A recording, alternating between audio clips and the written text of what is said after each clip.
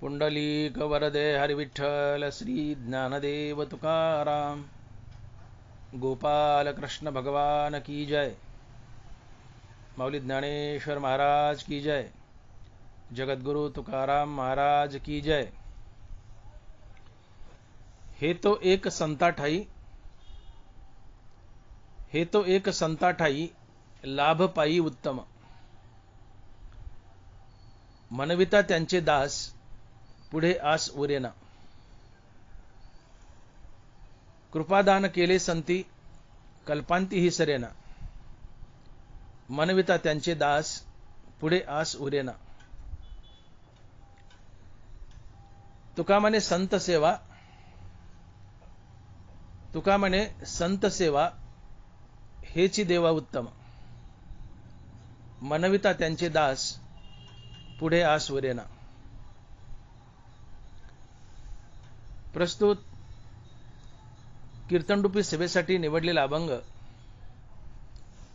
जगद्गुरु श्री संत तुकाराम महाराज यांचा 4 चरणाचा आणि संतपर प्रकरणातील अभंग आहे। हे तो एक संता ठाई लाभ पायी उत्तम, मनविता त्यांचे दास पुढे आस उरेना। हे तो एक संता ठाई लाभ पायी उत्तम, लाभ पायी उत्तम। हा पूर्ण अभंग लाभ या एका शब्दाच्या भोवताली फिरतो।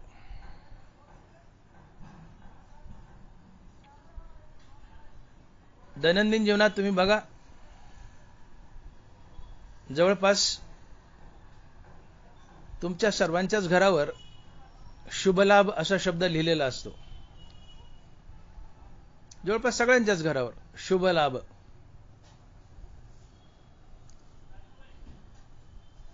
तर लौकिकदृष्ट्या या शुभलाभ शब्दाचा काय अर्थ होतो?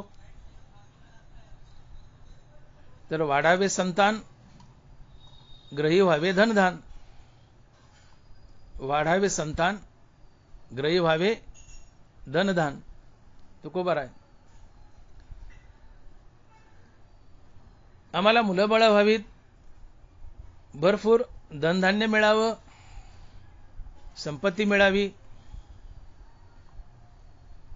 लौकिकदृष्ट्या शुभलाभ या शब्दाचा हाच अर्थ होतो। आम्हाला संपत्ती मिळावी, धनधान्य मिळावं, पैसा मिळावा, मुलं बाळ व्हावेत। लौकिकदृष्ट्या शुभलाभ या शब्दाचा आम्ही असा अर्थ घेतो।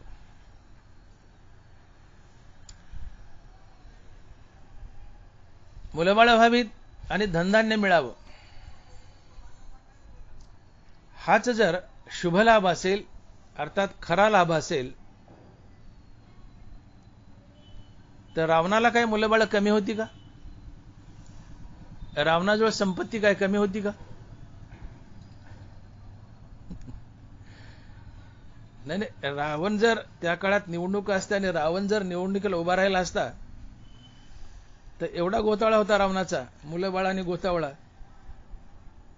की तो नुसता घरच्या मतावर निवडून आला असता, त्याला बाहेरच्या मताची गरजच पडली नसती। एवढी मुलं बाळांनी एवढा गोतावळा रावणाकडे होता। मग मुलं बाळ आणि संपत्ती हे शुभलाभ ठरतात का? रावणाकडे संपत्ती काय कमी होती?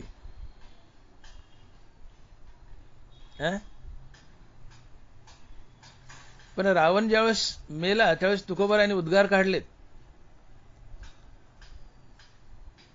तुका म्हणे ज्याची संपदा एवढी, तुका म्हणे ज्याची संपदा एवढी, सांगा ते फुटकी कवडी गेली नाही। तुकोबारा म्हणतात रावण मेला, एवढी संपत्ती होती की त्यातली फुटकी कवडीही रावणासोबत गेली नाही।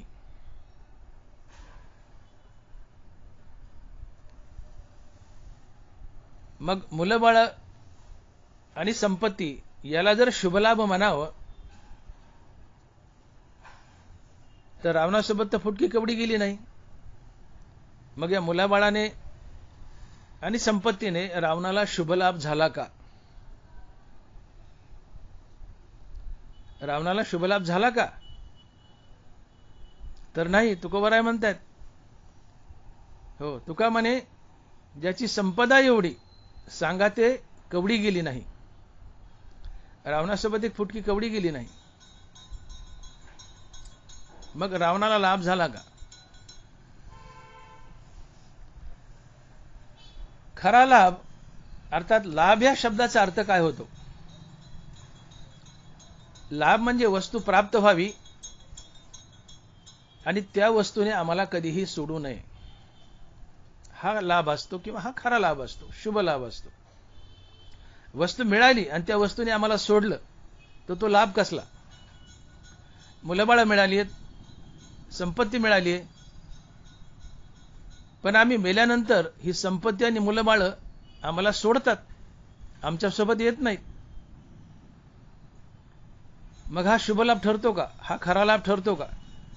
लाभ या शब्दाचा अर्थ होतो की वस्तू मिळाली आहे, वस्तू मिळाली आहे, पण मिळाल्यानंतर ती वस्तू आम्हाला कधीच सोडत नाही, हा खरा लाभ असतो. मग मुलंबाळं मिळाली आहेत, संपत्ती मिळाली आहे, पण मुलंबाळ आणि संपत्तीत आम्हाला मरणोत्तर सोडतात, आम्हाला एकट्याला जावं लागतं. सांगा ती कवडी गेली नाही.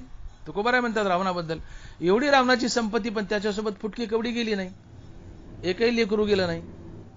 मग लेकरा बाळांनी संपत्तीनं रावणाला सोडलं. जे आम्हाला सोडतं तो लाभ ठरतो का?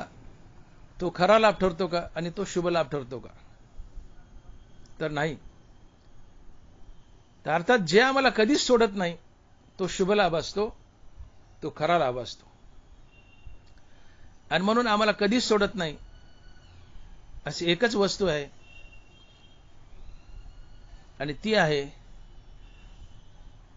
आत्मज्ञान, ती आहे मोक्ष, ती आहे हरिपद आणि ती आहे संतपद. या चारीचा एकच अर्थ होतो.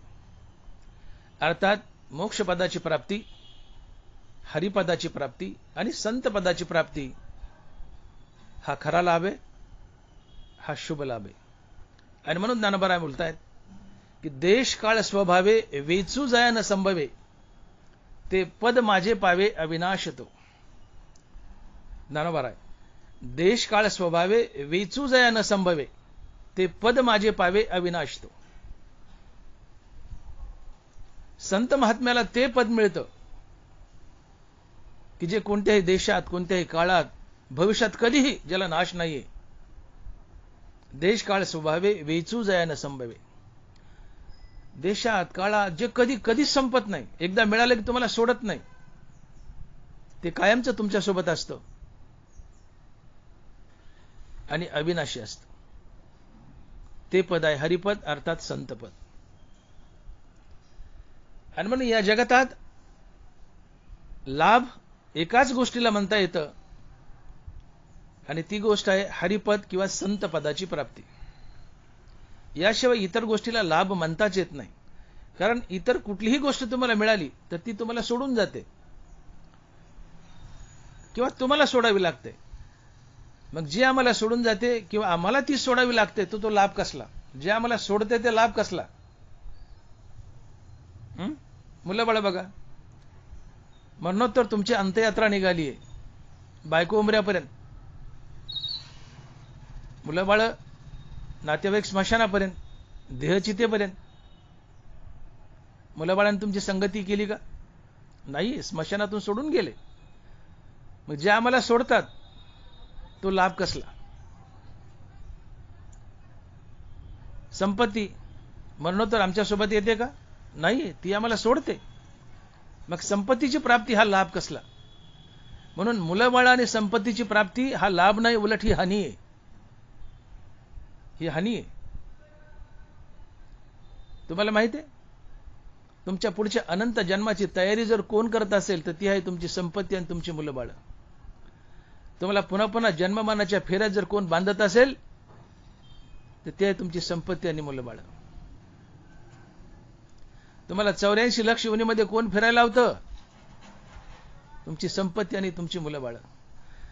या संपत्तीची आसक्ती, मुलाबाळाची आसक्ती तुम्हाला 84 लक्ष योनीमध्ये फिरायला लावते, तुम्हाला संसारात बांधते. आणि मग जी मुलं-बाळ आणि जी संपत्ती यांची आसक्ती आम्हाला संसारात बांधते, त्यांची प्राप्ती हा लाभ आहे का हानी आहे?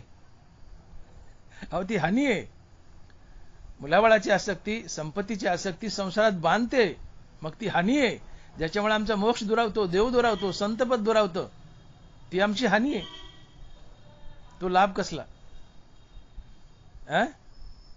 आणि म्हणून संपत्ती, मुलाबाळाची प्राप्ती हा लाभच नसतो, पण तरी दाटूमोठी लाभ म्हणला तरी तो लौकिक दृष्ट्या ठीक आहे, म्हणता येईल लौकिक दृष्ट्या, परंतु तो लाभ नसतोच, खरा लाभ नसतो. खरा लाभ असतो हरिपदाची प्राप्ती, संतपदाची प्राप्ती, की जे पद आम्हाला कधीच सोडत नाही. देश काळ स्वभावे विचू जया न संभवे, ते पद माझे पावे अविनाशित. हा खरा लाभ असतो. संतपदाची प्राप्ती हा खरा लाभ आहे. संत कुणाला म्हणावं? ज्याच्याजवळ विवेक वैराग्य आहे, श्रीगुरूच्या कृपेने ज्याला आत्मज्ञान झालंय, जो मुक्तीवर भजनयुक्त आहे, ज्याने प्रत्यक्षात देव पाहिलाय आणि देवाने ज्याची चाकरी केली, अशा माणसाला संत म्हणतात. जो मुक्तीवर भजनयुक्त आहे, जो देवहून देवाचं नाव घेतो, तो संत असतो. जो देवहून देवाचं नाव घेतो तो संत असतो. जो ज्ञान गिळून गोविंद गातो तो संत असतो. आणि म्हणून 4 कीर्तन 4 प्रवचनं केली की जगही आम्हाला संत म्हणतं, आम्हीही भूषणाने संत म्हणून घेतो. आम्ही संत नाहीत, आम्ही संत वाङ्मयाचे प्रचारक आहोत. हे आम्ही कीर्तनकार प्रवचनकारांना विसरू नये. आम्ही कीर्तनकार प्रवचनकार संत नाहीत, संत वाङ्मयाचे प्रचारक आहोत. आम्ही अर्ध्या हळकुंडात पिवळे होतो, 10 ओव्यान 10 अभंग पाठ झाले की आम्ही स्वतःला संत म्हणतो. निळोबारानंतर या महाराष्ट्र भूमीत संत नाहीये. निळोबारानंतर या महाराष्ट्र भूमीत पुन्हा संत नाहीये. शेकडो वर्षात एखादा संत येतो. बहु अवघड आहे संत भेटी. तुकोबार आहे तो महात्मा धनुर्धरा दुर्लभो अति. ज्ञानोबा आहे. संत महात्मे अतिशय दुर्लभ असतात. काही भेटेल पण संत भेटणार नाही. कारण शेकडो वर्षात एखादा संत जन्माला येतो. शेकडो वर्षात एखादा संत जन्माला येतो. आणि म्हणून कीर्तनकार प्रवचनकार यांनी स्वतःला संत म्हणून घेऊ नये. आम्ही संत वाङ्मयाचे प्रचारक आहोत. निळोबारानंतर या महाराष्ट्र भूमीत पुन्हा संत नाहीये. आणि तुम्ही सध्या जर कुणाला संत म्हणत असाल तर they are so called Sant. They are so called संत. ते आडनावाचे संत आहेत, ते संत नाहीयेत. निळोबाराय तुकोबारायचे शिष्य निळोबाराय यांच्यानंतर महाराज भूमीत पुन्हा संत नाही. पुन्हा कधी येईल सांगता येत नाही, पण आजपर्यंत नाही. निळोबाराय इज द लास्ट संत. निळोबाराय हे शेवटचे संत. इतके संत दुर्मिळ असतात.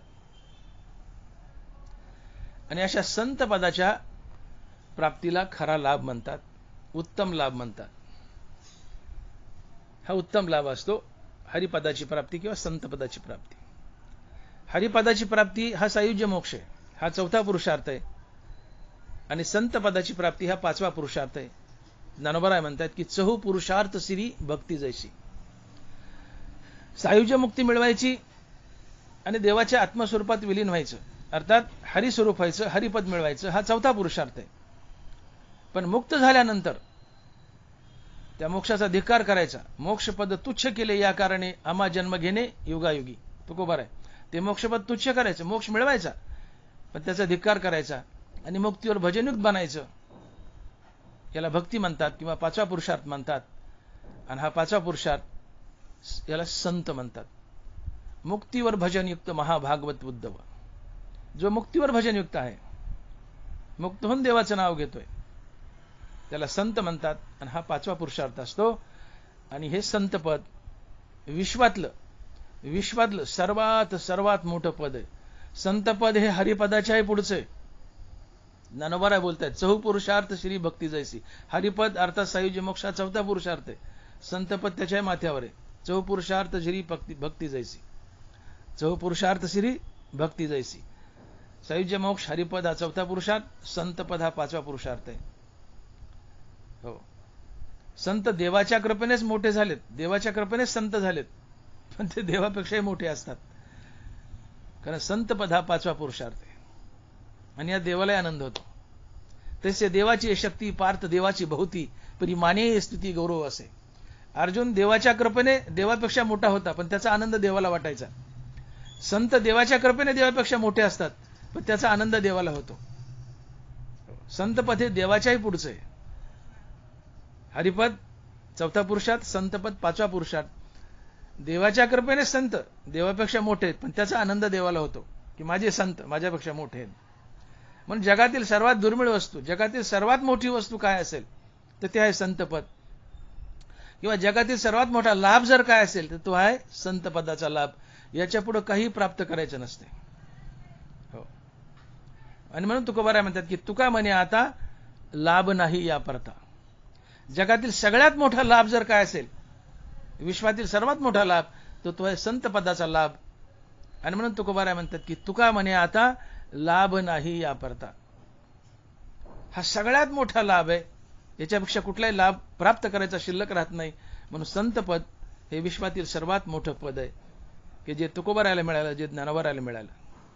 मग तुम्ही आम्ही संत वाङ्मयाचे प्रचारक आहोत, संत नाहीत हे लक्षात ठेवा. निळोबारानंतर संत नाहीये, निळोबारानंतर संत नाहीये हे विसरू नका. सध्याच्या काळात तुम्ही कुणाला संत म्हणत असाल तर दे आर सो कॉल्ड संत, आडनावाचे संत आहेत. संतपद अतिशय दुर्मिळ आहे. संतपदाची प्राप्ती हा खरा लाभ आहे. मग लौकिक जीवनात आम्ही आमच्या घरावर लिहितो शुभ लाभ, वाढावे संतान, ग्रही व्हावे धनदान, मुलं बाळ झाली, पैसादला मिळाला, शुभ लाभ झाला, खरा लाभ झाला. हा लाभ आहे का? अहो खरा लाभ सोडा, हा लाभच नाहीये. मुलं बाळ आणि धनदौलत हा लाभच नाहीये. मी बोलून गेलो, मुलं बाळ आणि संपत्ती हानी आहे. कारण मुलं आणि धनाच्या आसक्तीमुळे आम्ही संसारात बद्ध होतो, 84 लाख योनीमध्ये अडकतो. मग या मुलाबाळाच्या आणि संपत्तीच्या आसक्तीमुळे आम्ही संसारात अडकत असेल तर तो लाभ कसला? ती हानी आहे, ती हानी आहे. आणि म्हणून घरावर शुभ लाभ लिहायचं सोडून द्या. हो, हा लाभच नाही, उलट हानी आहे मुलाबाळाची प्राप्ती आणि धनदौलत. याचा अर्थ संसार करूनही पैशातला टाकावा असं मला म्हणायचं नाही. मुलं बाळ पैदा करा, संसार करा, पैसा कमवा, पण देवाला विन्मुख होऊ नका. हे सगळं भगवंताला साक्षी ठेवून करा, भगवंताला केंद्रस्थानी ठेवा आणि संसार करा. हो, असोनी संसारी जीवे वेगो करी. संसारातच राहा, कामामध्ये काम, काही म्हणा राम राम, तुको बरं आहे. संसारात राहा, पण जीवेला हरिनाम घ्यायला वेग द्या. एक दिवस तुम्ही संत बनाल. संसार टाकायचा नाही, उलट संतांनी संसार करा म्हणून सांगितलंय. संसार करायचा, पण संसार करत करत देवाचं नाव घ्यायचं आणि हळूहळू विरक्तीकडे जायचं आणि भगवंत बनायचं, संत बनायचं. संसार टाकायचा नाही. भगवंताला विन्मुख होऊन संसार करतात ते दोषी आहेत. जे भगवंताला साक्षी ठेवून संसार करतात उत्तमच करा ना, हळूहळू संतावस्था जीवनात येईल. आणि म्हणून मुलं बाळ, धनदौलत हा लाभ नसतोच. मी बोललो, रावणाला काय मुलंबाळ कमी होती का? मुलंबाळ आणि धनदौलत याला जर लाभ म्हणावं तर रावणाला काय मुलंबाळ कमी होती का? रावणाची श्रीमंती कधी मोजली का तुम्ही? तुकोबाराने एक अभंगांतून सांगितली, तुम्हाला माहितीये का? रावणाची दाढी करायला कोण होतं? रावणाची दाढी करायला जेजुरीचा खंडोबा जात होता. जेजुरीचा खंडोबा. रावणाचे गाढव सांभाळायला गणपती बाप्पा होते. रावणाचे गाढव सांभाळायला गणपती बाप्पा होते, ज्यांचं काल विसर्जन झालंय. हे गणपती बाप्पा रावणाचे गाढव सांभाळायचे.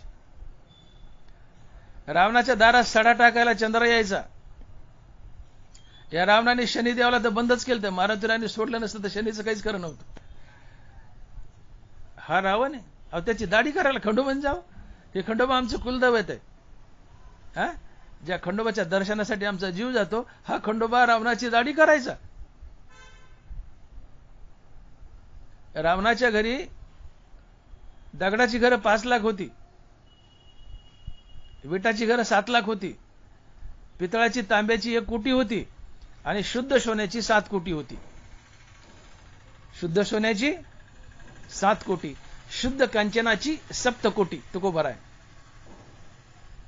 एवढी रावणाची संपदा. तुका म्हणे ज्याची संपदा एवढी सांगा ते कवडी गेली नाही. अहो ज्याच्या घरी आम्हाला गुंजभर सोनं पाहायला मिळालं, बायकोच्या अंगावर फुटका मणी नसतो. कित्येक लोक आहेत मंगळसूत्र करायला पैसे नसतात. इतका सोन्याचा दुष्काळ आणि अभाव आहे आमच्याकडं. बायकोच्या अंगावर 4 मणी घालायचे तर माणसाला विचार पडतो की कुठून पैसे आणू. 4 मणी घालायला गळ्यात बायकोच्या मंगळसूत्रात आमच्याकडे पैसा नाहीये, कित्येकाकडे नसतो. पण रावणाकडे 7 कोटी घरं शुद्ध सोन्याची होती. याला श्रीमंती म्हणावं का काय म्हणावं. म्हणून रावणाची श्रीमंती ही न भूतो न भविष्यती. असा श्रीमंत झाला नाही, होणार नाही. 7 कोटी सोन्याची घरं, ती शुद्ध सोन्याची. पण एवढी रावणाची संपदा असूनही, एवढी मुलंबाळं असूनही, ही संपदा आणि मुलंबाळं रावणाला शुभ लाभ ठरला का? तर नाही. हे सगळं रावणाला सोडून जावं लागलं. सांगा ते कवडी गेली नाही. तुकोबाराय म्हणतात, तुका म्हणे ज्याची संपदा एवढी सांगा ते कवडी गेली नाही. एवढी संपत्ती असूनही त्याच्यासोबत फुटकी कवडी गेली नाही. संपत्तीने त्याला सोडलं. जे आम्हाला सोडतं ते लाभ नसतो, जे आम्हाला कायमचं धरून ठेवतं तो लाभ असतो. एवढ्या मोठ्या संपत्तीने रावणाला सोडलं, एकटा रावण गेला. एवढ्या मोठ्या संपत्तीने रावणाला सोडलं, मग ही संपत्ती शुभलाभ ठरला का रावणासाठी? तर नाहीये. म्हणून धन द्रव्य पैसा आदला हा शुभलाभ नसतो. तर संत पदाची प्राप्ती हा शुभलाभ असतो. जे आम्हाला सोडतं ते लाभच नसतो, जे आम्हाला कधी सोडत नाही तोच लाभ असतो. धन दौलत आम्हाला सोडतं म्हणून हा लाभ नाहीये. मुलंबाळ आम्हाला सोडतात म्हणून तो लाभ नाहीये. संत पद आम्हाला कधीच सोडत नाही म्हणून तो लाभ आहे. तो खरा लाभ आहे, तो उत्तम लाभ आहे. म्हणून संत पदाची प्राप्ती हाच खरा लाभ आहे, उत्तम लाभ आहे. आणि याशिवाय दुसरा लाभ असू शकत नाही. राजा सिकंदर पूर्ण जग जिंकलं, पण शेवटी त्याला म्हातारपणी कॅन्सर झाला. आता कॅन्सर झाल्यानंतर, कॅन्सर त्या काळात आणि आताही असाध्य बिमारी आहे. कॅन्सर झालं की मरावं लागतं. अनेक हाकिमाकडे, वैद्याकडे गेला राजा सिकंदर आणि विनवणी करू लागला की वाटेल ते मागा, मी चक्रवर्ती सम्राट आहे, मी सगळं जग जिंकलंय, माझ्याजवळ काय कमी, तुम्ही मागा, काय मागाल ते देईल, माझा हा रोग दुरुस्त करा. वैद्य हाकीम म्हणायचे, राजेसाहेब आता दवा कामाला येणार नाही, आली तर दुवा कामाला येईल. देवाची करुणा भाका. या बिमारीवर औषध नाही, विलाज नाही. ही असाध्य बिमारी, असाध्य रोग आहे. तुम्हाला कॅन्सर झालाय, तुम्ही मरणार म्हणजे मरणार. सिकंदराने विचार केला, आपल्या जीवनाची जीवन यात्रा चुकली. जे कामाला येतं ते मी मिळवलं नाही, आणि जे कामाला येत नाही ते मी मिळवलं. भगवंताचं नाव कामाला येतं, ते सोबत चालतं. संतपद कामाला येतं, ते सोबत चालतं. जो खरा लाभ आहे, जे कामाला येतं, जे सोबत चालतं, ते मी मिळवलं नाही. आणि जो खरा लाभ नाही, जे आमच्या सोबत येत नाही, आम्हाला सोडून जातं, असं धन मी मिळवलं, ते माझ्या काहीच कामा आलं नाही. माझी जीवन यात्रा चुकली. आणि म्हणून शेवटी सिकंदराने एक चिठ्ठी लिहून ठेवली प्रधानाच्या नावाने की मी मेल्यानंतर, त्या चिठ्ठीत लिहून ठेवलं की मी मेल्यानंतर माझी अंत्ययात्रा अशी काढा की ताटकीवर माझे दोन्ही हात असे लोंबकळच सोडा, लोंबकळच सोडा आणि जगाला कळू द्या. हो, एवढा चक्रवर्ती सम्राट, जग विजेता, मोकळ्या हाताने आला आणि मोकळ्या हाताने गेला. त्याला काही सोबत नेता आलं नाही, हे जगाला कळू द्या. आणि म्हणून एक उर्दू शायर म्हणतो, ए इंसान चाहे जितने भी जमा कर ले तू रुपयों के मोती, ए इंसान चाहे जितने भी जमा कर ले तू रुपयों के मोती, मगर इतना याद रख कफन को कोई जेब नहीं होती, कफन को कोई जेब नहीं होती. ए माणसा म्हणले, तू किती मिळव, किती संपत्ती मिळव, किती धन मिळव, किती पैसा मिळव, पण एक लक्षात ठेव, मेल्यानंतर तुला ज्या कफनात गुंडाळायचंय त्या कफनाला खिसा नसतो आणि म्हणून तुला सोबत काही नेता येत नहीं। ऐ इंसान, चाहे जितने भी जमा कर ले तो रुपयों के मोती, मगर इतना याद रख, कफन को कोई जेब नहीं होती, कफन को कोई जेब नहीं होती। तू किती पैसे मिळव म्हणले, पण मेल्यानंतर तुला ज्या कफन रूपी वस्त्रात गुंडाळायचंय तुला सोबत नेण्यासाठी त्या कफनाला खिसा नसतो, सगळं इथंच राहतं। आणि म्हणून तुकोबाराय म्हणतात की धन मिळविले कोटी, संगे नये रे लंगोटी। कोट्यावधी रुपये मिळवलेत, परंतु मेल्यावर शेवटी कमराचा करदुडाय कापून घेतात, ती लंगोटी जाळ्यात जळून जाते, तुमच्यासोबत काही येत नाही, तुमचं जीवन वाया इरझार हरिविन असं होतं। मग सिकंदराने जग जिंकलं, रावणाकडे 7 कोटी सोन्याची घरं होती, मग ही संपत्ती, हा पैसा रावणासाठी, सिकंदरासाठी किंवा तुमच्या आमच्यासाठी शुभ लाभ ठरतो का? हा खरा लाभ आहे का? तर नाहीये। अर्थात संपत्ती, धन, द्रव्य आम्हाला सोडून जातं, आणि जे सोडून जातो तो लाभ नसतो, आणि म्हणून संतपद आम्हाला कधीच सोडत नाही, आणि संतपद हा खरा लाभ असतो, उत्तम लाभ असतो। आणि हा संतपदाचा लाभ फक्त संताच्या पायी आणि संताच्या ठायी असतो, हे तुकोबाराय अभंगाच्या पहिल्या चरणात सांगतात। आणि महाराज लिहितात, हे तो एक संता ठायी लाभ पायी उत्तम, हे तो एक संता ठायी लाभ पायी उत्तम। संताच्या ठायी, संताच्या पायी लाभ आहे, उत्तम लाभ आहे, पण कोणता? संत पदाच्या प्राप्तीचा। संतच संत पदाची प्राप्ती करून देतात, दुसरं कुणीही करून देत नाही। हो, तुम्हाला संत व्हायचं ना, संत पदाची प्राप्ती हा विश्वातील सर्वात उत्तम लाभ आहे, आणि या संत पदाची प्राप्ती संतच करून देतात, इतर दुसरं कोणीही करून देत नाही।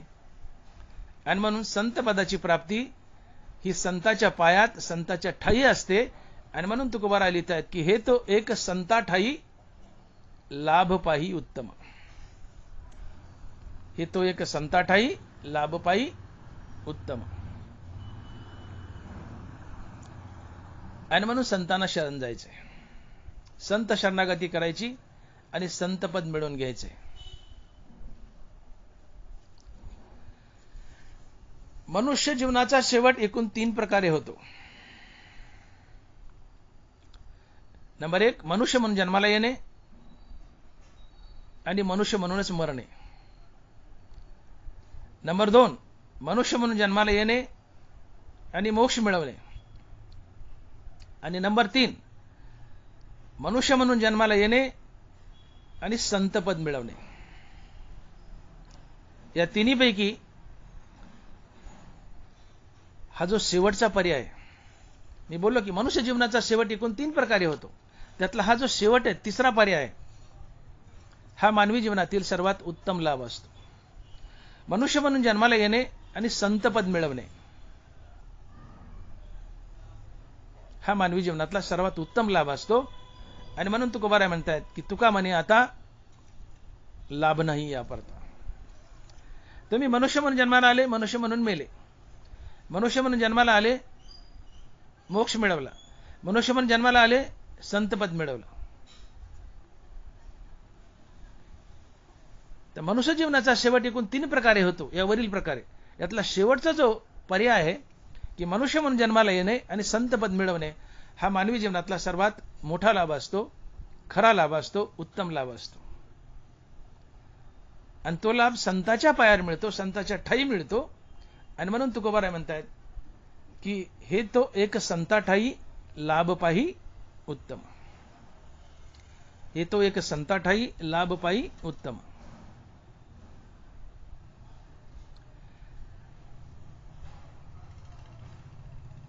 जो पीएचडी आहे तोच इतराला पीएचडी देऊ शकतो, जो आत्मज्ञानी आहे तोच इतराला आत्मज्ञान देऊ शकतो। संत आत्मज्ञानी असतात, या जगतात फक्त संत आत्मज्ञानी असतात। देव आत्मज्ञानी असतो, पण देव संताच्या रूपाने आलेला असतो। देव आणि संत एकच असतात. देव ते संत निमित्त त्या प्रतिमा. देवात आणि संतात बदल नसतो. संत ते प्रत्यक्ष पुरुषोत्तम, ते चालते बोलते परब्रह्म. प्रतिमा माझ्या अचेतन व्यक्ती, संत माझ्या चेतन मूर्ती. नाथ महाराज. संत ते प्रत्यक्ष पुरुषोत्तम, ते चालते बोलते परब्रह्म. नाथ महाराजच. संत हा चालता बोलता पांडुरंग असतो. देव ते संत निमित्त त्या प्रतिमा. तुकोबर आहे. देव आणि संत एकच असतात. आणि म्हणून मी म्हणालो की आत्मज्ञान फक्त संतापाशी असतं, इतरत्र कोणापाशी नाही. आणि म्हणून जो आत्मज्ञानी आहे तोच इतराला आत्मज्ञान देऊ शकतो. समजा तुम्हाला PhD करायचंय आणि तुम्ही नुसता मनुष्य MA झालाय आणि MA झालेल्या माणसाला तुम्ही तुमचं गाईड केलं, तो तुम्हाला PhD देऊ शकतो. आमच्याकडे MBBS MS करताना, मी MS आहे, MBBS MS मी डोळ्याचे डॉक्टर, नेत्रतज्ञ डॉक्टर भागवत मोठे, MBBS MS नेत्रतज्ञ बीड, मी MS आहे. आता मला MS करायचंय आणि मी माझा गाईड जर MBBS ठेवला तर मला MS मिळेल का? नाही. मला MS ची डिग्री हवी तर माझा गाईड ही MS असावा, तर मला MS ची डिग्री मिळेल. तुम्हाला PhD हवी तर तुमचा गाईड हे PhD असावा, तर PhD डिग्री मिळेल. तसं तुम्हाला आत्मज्ञान हवंय तर ती व्यक्ती आत्मज्ञानी असावी, तेव्हा तुम्हाला आत्मज्ञान मिळेल, अन्यथा नाही. आणि हे आत्मज्ञान तर फक्त संताकडे असते, इतरत्र कुणाकडेही नाही. आत्मज्ञाने चोखडी, संत जे माझी रूपडी, ते तर दृष्टी पडो आवडी कामिनी जैसी. या संतांना शरण जा आणि त्यांच्यावर कशी नजर टाका, ते तर दृष्टी पडो आवडी कामिनी जैसी. कामिनी म्हणजे सुंदर देखणी मुलगी. एखाद्या सुंदर स्त्रीवर जशी आपली प्रेमळ नजर पडते तशी संतावर प्रेमळ नजर टाका. तात्पर्य संत शरणागती करा, का तर ते आत्मज्ञानी आहेत. घरोघरी गुरु आहेत आयते, मंत्र तंत्र उपदेशिते, घरोघरी गुरु आहेत आयते, परी शिष्याते मिळवी सद्वस्तु ते, श्रीकृष्ण त्याते श्री गुरु मानी. गुरु आणि श्री गुरु यात एक फरक असतो. प्रपंचिक ज्ञान देतो तो गुरु असतो आणि आत्मज्ञान देतो तो श्री गुरु असतो. शिष्याते मिळवी सद्वस्तु ते, श्रीकृष्ण त्याते श्री गुरु मानी. जो आपल्या शिष्याला आत्मज्ञान देऊन देव बनवतो, सायुज्य मुक्ती देतो, तो श्री गुरु असतो, तो सद्गुरू असतो आणि तो संत असतो. फक्त संतच श्रीगुरू असतात, फक्त संतच सद्गुरू असतात. सध्या कुणीही स्वतःला सद्गुरू म्हणून घेते, मागं श्रीगुरू लावतंय. तुम्ही बघा युट्यूबवर अमके अमके श्रीगुरू, अमके अमके सद्गुरू यांचं कीर्तन ऐकाच, लयच भारी कीर्तन. असलं कीर्तन ऐकलंच नसेल, अरे बाबा तुझं कीर्तन लय चांगलंय, हे मागचे वाक्य जोडायची काय गरज आहे? लय भन्नाट्यान, लय चांगले, लय ऐकायलाच लागे. अरे तुझं चांगलं तर लोक आपाप ऐकतील ना, मागं लावतो कशाला? हे कीर्तन ऐकलंच पाहिजे. जीवनाचं सार्थक करायचं, हे कीर्तन ऐकलंच पाहिजे. कुणाचे? श्रीगुरू अमके अमके. कुणाचे? सद्गुरू अमके अमके. अरे तुम्ही सद्गुरू कसले, तुम्ही श्रीगुरू कसले? तुम्हाला सद्गुरू श्रीगुरूची व्याख्या कळते का? कळत असून एवढे का बनता? ऐका ना नाथ महाराजची होई, मंत्र तंत्र उपदेशिते, घरोघरी गुरु आहेत आयते, परी शिष्या ते मिळवी सद्वस्तु ते, श्रीकृष्ण त्याते श्री गुरु मानी. शिष्या ते मिळवी सद्वस्तु ते, सद्वस्तू म्हणजे मोक्ष. जो आपल्या शिष्याला मोक्ष मिळवून देतो, सायुज्य मोक्ष मिळवून देतो, तो श्रीगुरू असतो, तो सद्गुरू असतो आणि तो संत असतो. पण फक्त संतच श्रीगुरू असतात, सद्गुरू असतात, कीर्तनकार नाही. जवळपास बहुतेक कीर्तनकार माग श्रीगुरू सद्गुरू लावायलेत. लावू नका, संत व्हान मग लावा. आज डोकून पहा तुम्ही संत झालात का? संत कोणाला म्हणतात? मी पाठीमागे बोलून गेलो, व्याख्या पाहिली, मी सांगितली, मागे बोललोय मी याच कीर्तनात.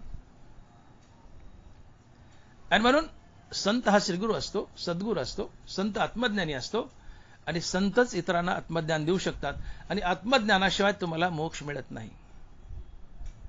ज्ञानेविन मोक्ष नाही हा सिद्धांत, वेद बोले हात उभारोनी. नामदेव महाराज का तुकाराम महाराज? ज्ञानेविन मोक्ष नाही हा सिद्धांत, वेद बोले हात उभारोनी. आत्मज्ञानाशिवाय मुक्ती मिळत नाही. आत्मज्ञान फक्त आणि फक्त संतच देऊ शकतात. संताविना प्राप्ती नाही असे वेद देती ग्वाही, तुकोबार आहे. आणि म्हणून या संतांना का शरण जायचंय? तर ते आत्मज्ञानी आहेत आणि फक्त तेच तुम्हाला आत्मज्ञान देऊ शकतात. इतर दुसरं कोणीही आत्मज्ञान देऊ शकत नाही. कारण संतापाशीच आत्मज्ञान आहे, आत्मज्ञानाशिवाय मोक्ष नाही. आणि मग अशा आत्मज्ञानी संतांना शरण जा, त्यांची सेवा करा, ते तुम्हाला आत्मज्ञान देतील आणि मुक्त करतील. आणि म्हणून तुकोबा या अभंगाच्या पहिल्या चरणात म्हणतात की हे तो एक संता ठाई लाभ पाही उत्तम. हे तो एक संता ठाई लाभ पाही उत्तम. संताच्या ठिकाणी उत्तम लाभ आहे, संताच्या पायात उत्तम लाभ आहे, आणि तो संत पदाचीच प्राप्ती. संतच संतपद देऊ शकतात, इतर दुसरं कोणी नाही. संतपद हवंय तर ते फक्त संताच्या पायात, संताच्या ठिकाणी आहे. म्हणून संतांना शरण जा.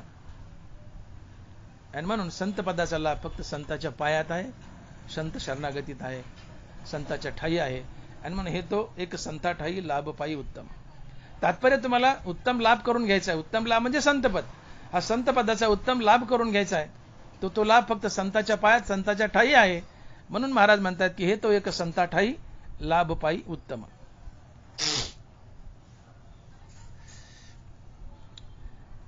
संत शरणागती केल्याने आम्हाला संत पदाची प्राप्ती होते, हा तर एक लाभ झालाच.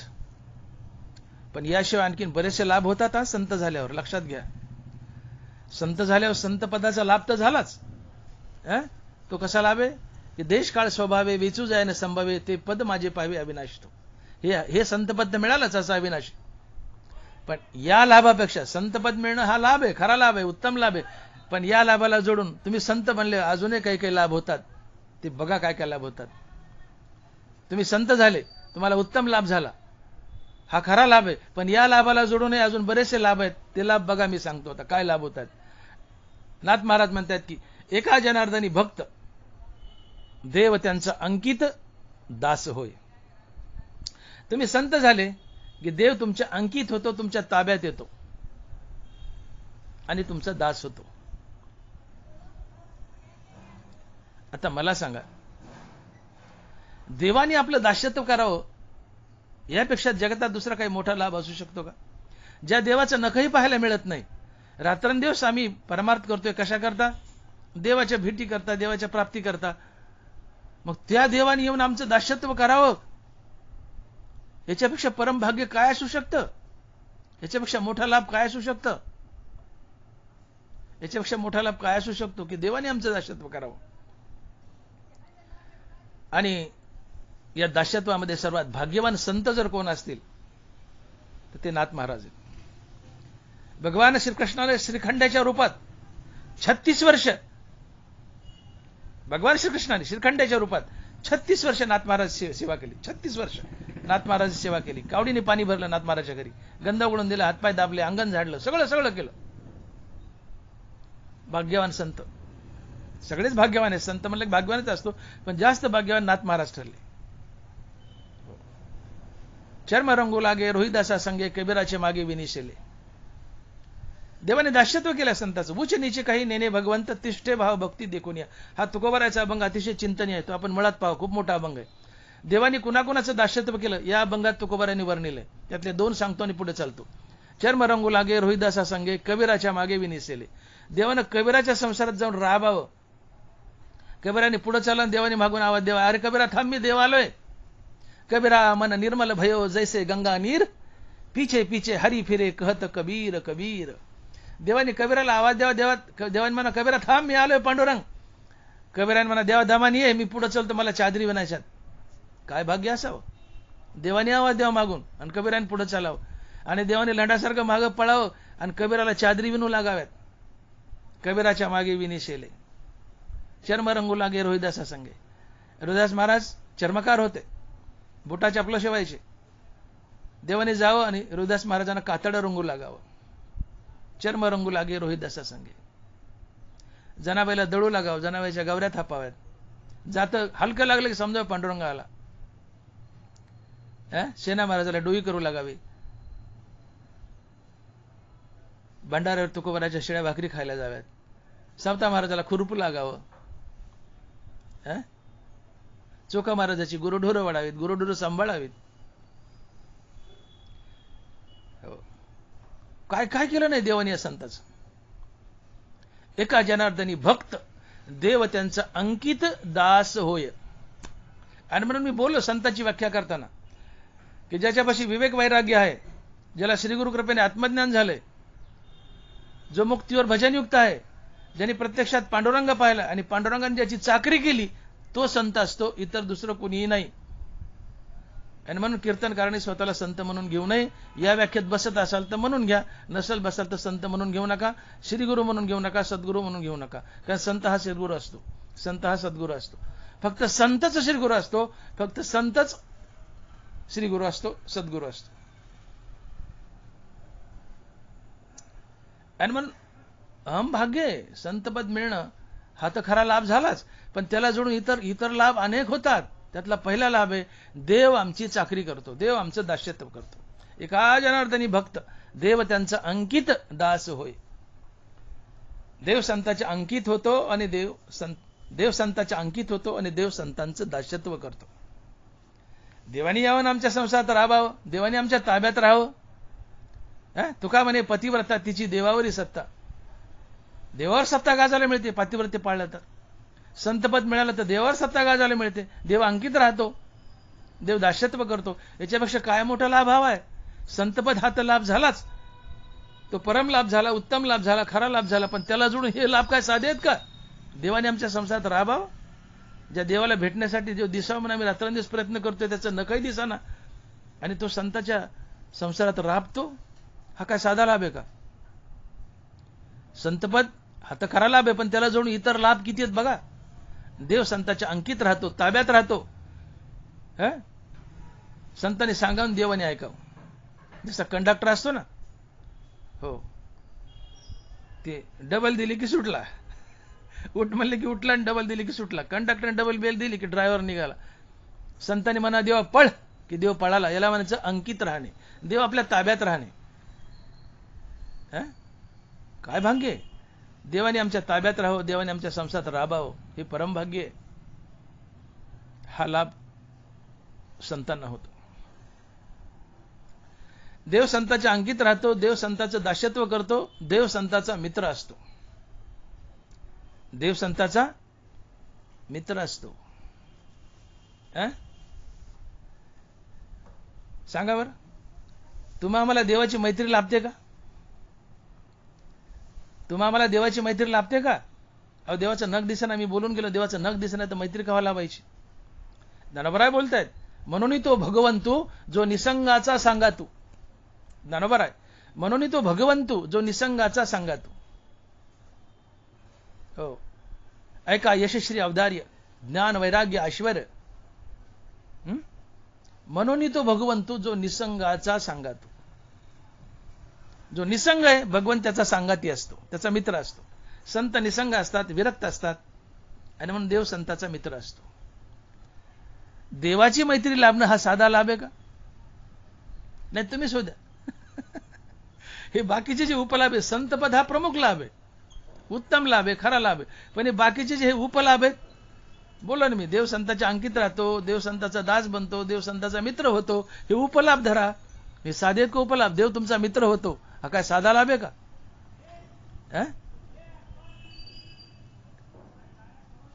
हे अतिशय महत्वाची लाभ आहेत. संत जीवन धन्य आहे. म्हणून तो भगवंत जो निसंगाचा सांगातो.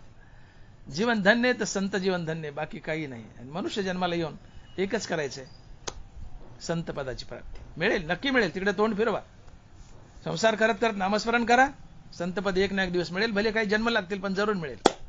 संत पदाची प्राप्ती ही जीवनाची खरी धन्यता असते. देव संताच्या अंकित राहतो, देव संताचं दास्यत्व करतो, देव संताचा मित्र असतो. किती झाले? 3 झाले. संतांना, संत जन्ममृत्यूच्या फेऱ्यातून बाहेर पडतात आणि त्यांना अजरामर कीर्ती लाभते. अजरामर कीर्ती लाभते. तुका म्हणे एका मरण्याची सरे, उत्तमाची उरे कीर्ती मागे. तुम्हाला संतपद मिळालं, उत्तम लाभ झाला. पुन्हा दुसरा लाभ काय? तुमचा जन्म मरणाचा फेरा संपला. एकदाच असा मृत्यू, पुन्हा मरायची गरज नाही. आणि मागे कीर्ती अशी राहते की जे अजरामर आहे, चंद्र सूर्य आहे तोपर्यंत आहे. मरावे परी कीर्तिरूपी उडावे. आज बघा तुम्ही, ज्ञानोबा तुकोबरा यांना जी कीर्ती लाभली, ती कुठल्या श्रीमंताला लाभली का? आज ज्ञानोबराच्या समाधीवर मस्तक ठेवण्यासाठी का रांगा लागतात? आमच्या कोट्यावधी लोक दिंडीत जात आहेत. ज्ञानोबाराच्या तुकोबाराच्या समाधीवर मस्तक ठेवण्यासाठी, ज्ञानोबाराच्या समाधीवर मस्तक टेकवण्यासाठी कोट्यावधी लोक रांगेत आहेत. ज्ञानोबाराच्या समाधीवर मस्तक टेकवण्यासाठी, ज्ञानोबाराच्या समाधीवर मस्तक टेकवण्यासाठी कोट्यावधी लोक रांगेत उभे असतात. ते एखाद्या श्रीमंताच्या समाधीवर डोकं ठेवण्यासाठी का रांग लावत नाहीत? ज्ञानोबाराच्या मंदिरापुढे लाखो हजारो लोकांची गर्दी आहे का? तर ज्ञानोबाराच्या समाधीवर मस्तक टेकवायचं. ही रांग एखाद्या श्रीमंताच्या समाधीपुढे का नाहीये? श्रीमंताच्या समाधीवर कुत्रे शी करतात, कुत्रे सू करतात, पक्षी शी करतात, पक्षी सू करतात. ही श्रीमंताची समाधी आहे, पैशावाला आहे ना, मग तुला लाभ झाला का? मग ज्ञानोबाराच्या समाधीवरच मस्तक टेकवायला कोट्यावधी लोक गर्दी करतात का? ज्ञानोबाराय संत होते. संत हा देवापेक्षाही मोठा असतो. संत हा देवाचा प्रिय असतो. संतापेक्षा या जगात काही मोठं नाही. ज्ञानोबाराय तुकोबाराय जगतातले सगळ्यात मोठे महान, त्यांच्यापेक्षा मोठं कोणी नाही. ज्ञानोबाराय तुकोबारायपेक्षा जगात दुसरं कोणी मोठंच नाहीये. आणि म्हणून त्यांच्या समाधीवर मस्तक टेकवण्यासाठी कोट्यावधी लोक गर्दी करतात. हा संताचा महिमा आहे. ही संतांना कीर्ती लाभते. हो, तुका म्हणे एका मरणेची सरे, उत्तमाची वरे कीर्ती मागे. संतांना उत्तम कीर्ती लाभते. कीर्ती फक्त संतांनाच लाभते, इतर दुसरी कोणाला नाहीये. इतकी उत्तम कीर्ती तुम्हाला लाभते. हा काय साधा लाभ आहे? कोट्यावधी लोक संताच्या समाधीवर मस्तक टेकवण्यासाठी रांगेत उभे असतात. हा काय साधा लाभ आहे?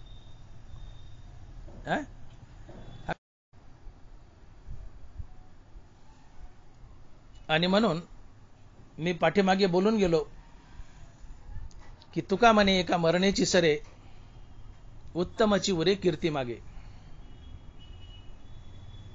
संत पदाची प्राप्ती हा विश्वातील सर्वात उत्तम लाभ आहे. परंतु या लाभाशिवाय संतांना आणखीन काही उपलाभ प्राप्त होतात, जे की मी बोलून गेलो. कोणते उपलाभ? तर ते असे की देव संतांच्या अंकित राहतो, देव संतांचा दास बनतो, देव संतांचा मित्र बनतो, संतांना उत्तम अशी कीर्ती लाभते. आणि संत ही देवाची या विश्वातील सर्वात आवडती वस्तू असतो. संत हा देवाची या विश्वातील सर्वात आवडती वस्तू असतो.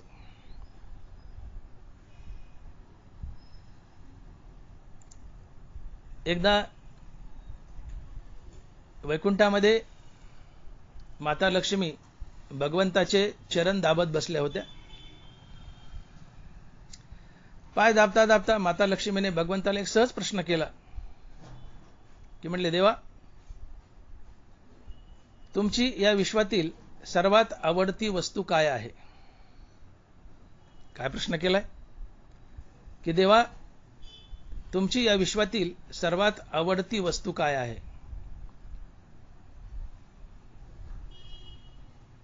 देव हसले. म्हणजे लक्ष्मी, आज जरा गडबडे मागे, तुला एखाद्या दिवशी निवांत मी या प्रश्नाचे उत्तर देईल, तूर तर राहू दे म्हटले. तर लक्ष्मी मातेला वाटले ठीक आहे, देव म्हणताय तर राहू द्या. एके दिवशी नारद महर्षी वैकुंठात भगवंताच्या दरबारात भगवंताला भेटायला निघाले. जाताना नारद महर्षींना महाद्वारात एक रजिस्टर ठेवलेलं दिसलं.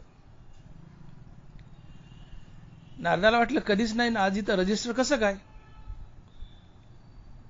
देवाला लीला करायची होती. नारदाला वाटलं कधी नाही ना, आज इथं रजिस्टर कसं काय? नारद गेले आणि कुतूहलाने ते रजिस्टर उघडून पाहिलं आणि पाहतात तर त्या रजिस्टरमध्ये भक्तांची नावं होती आणि भक्तांच्या यादीमध्ये नंबर 1 ला नारदाचं नाव होतं आणि सगळ्यात शेवटी मारुतीरायाचं नाव होतं. नारदाला थोडा गर्व झाला की अरे वा, म्हणले, देवाच्या भक्ताच्या यादीत नंबर 1 ला माझं नाव आहे. I am topper. नंबर 1 ला माझं नाव आहे. पण म्हणले कसं काय बा, मारुती सुद्धा जरा बरा भक्त आहे म्हणले देवाचा. मग देवानी मारुती कसा निवळ बढतीच पास केलाय म्हणले, 35% मार्क दिले आणि बढती पास केलाय म्हणले, सगळ्यात खाली नाव घातलं म्हणले मारुतीचं. नारद म्हणले ठीक आहे, असू दे, चला आपण तर नंबर 1 ला आहेत ना, बस आपलं भागलं, चला म्हणले. नारद नारायण नारायण करीत देवाकडे गेले. नारदाची भगवान विष्णूची भेट झाली. पण नारदाला काय राहावं ना, नारदाने देवापाशी विषय काढला. म्हणले देवा, नारद भगवान विष्णूला म्हणताय, देवा कधी नाही तर आज महाद्वारात एक मी रजिस्टर पाहिले आणि त्या रजिस्टरमध्ये भक्तांची नावं आहेत.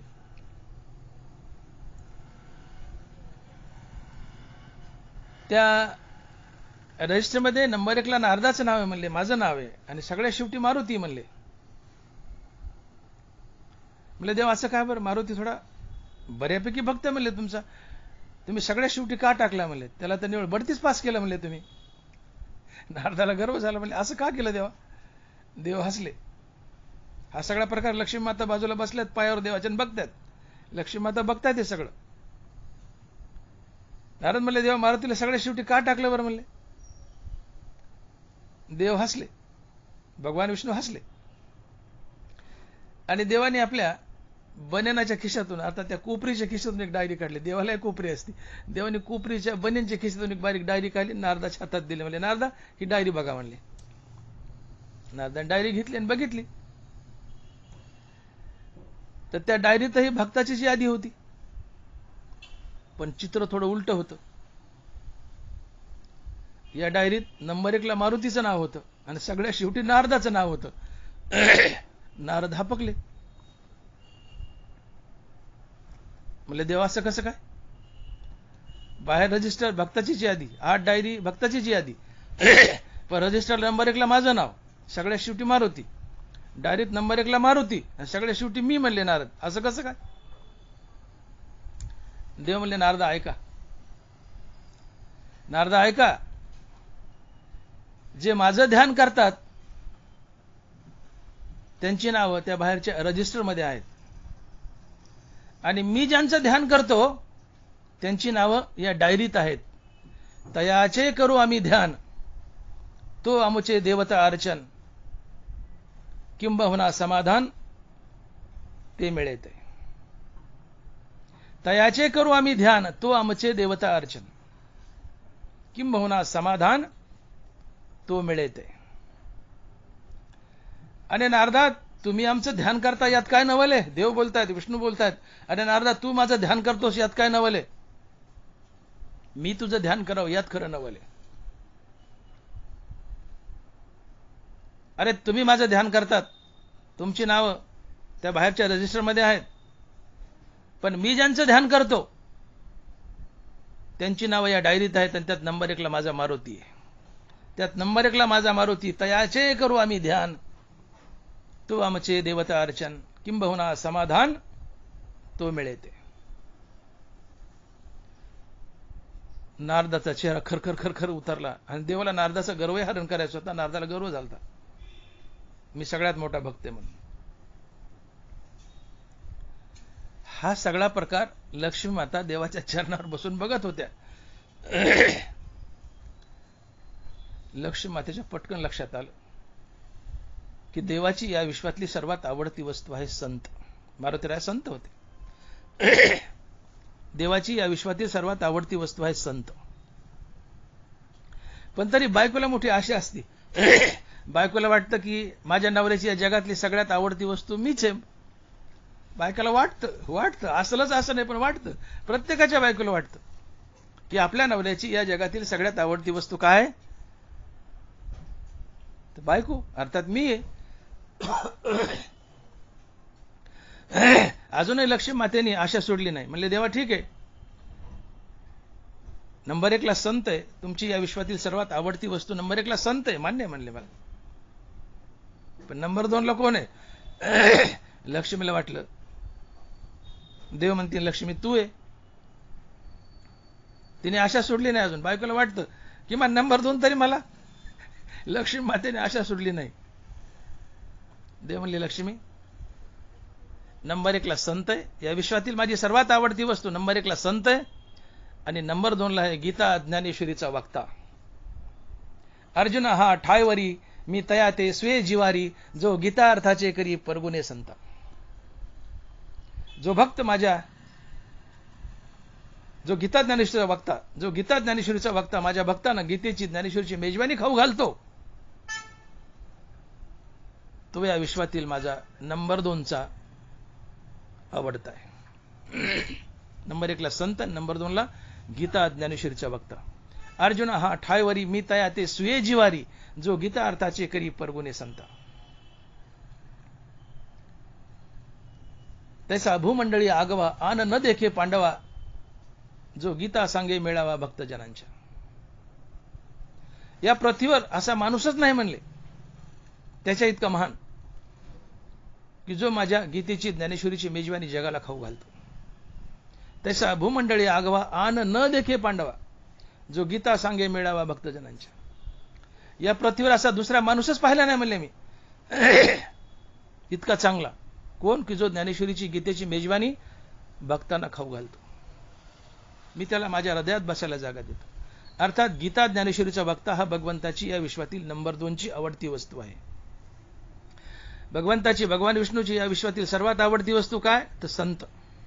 ज्ञानोबा तुकोबारायासारखे संत. भगवान विष्णूची या विश्वातील सर्वात आवडती वस्तू ज्ञानोबा तुकोबारायासारखे संत. आणि नंबर 2 ला गीता ज्ञानेश्वरीचा वक्ता. आणि म्हणजे लक्ष्मी नंबर 3 ला तू आहेस. नंबर 3 ला तू आहेस.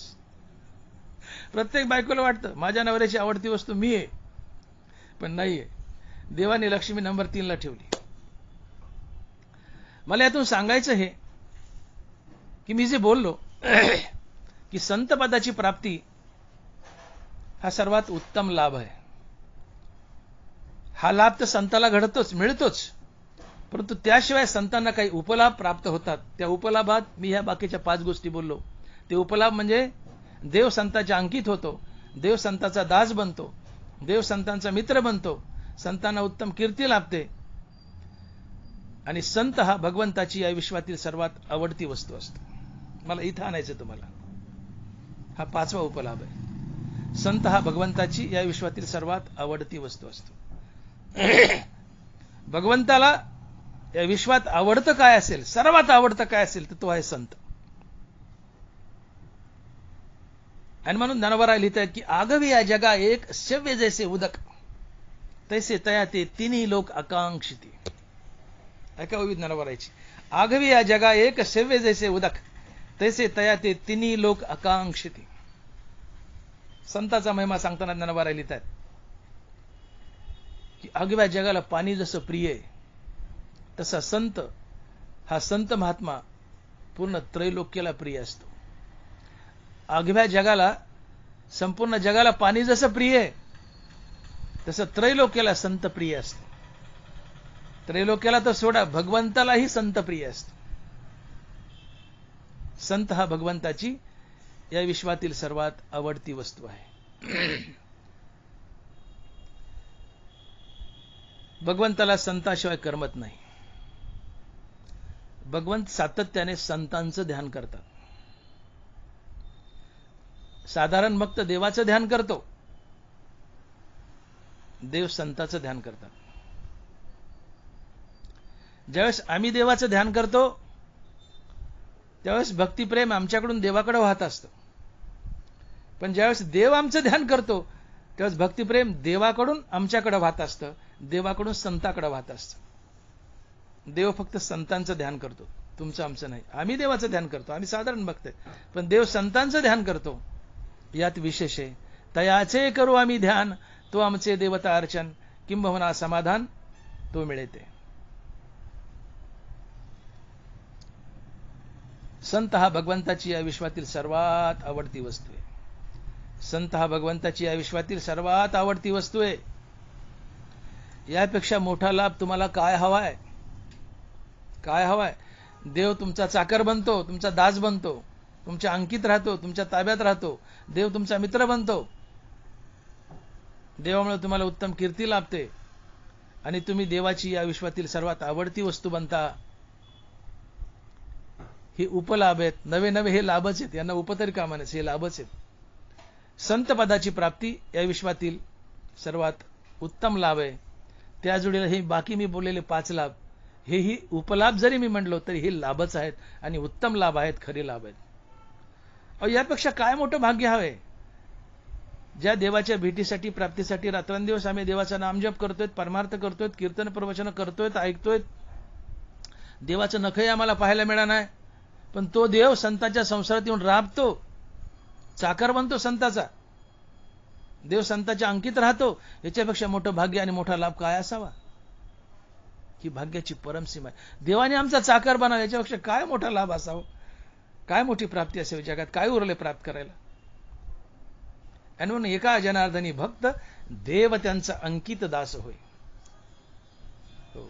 देव संतांचा भक्ताचा अंकित होतो, चाकर होतो, दास्यत्व करतो. आणि म्हणून संत हे विश्वात सर्वात महान पद आहे.